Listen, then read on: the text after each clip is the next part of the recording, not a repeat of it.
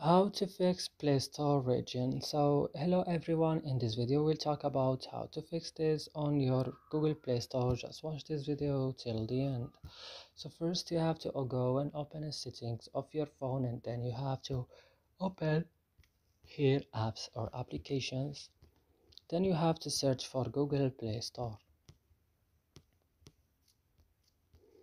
Open Google Play Store when you found it, and then go to storage option. Then go to the last button, clear data, click OK. Also click on clear cache and go back and click on first stop and click OK. And now what's next? You have to go and restart your phone, and that's it. Your problem will be fixed. I hope this video is helpful for you. Don't forget to like and subscribe in our channel. See you in other videos.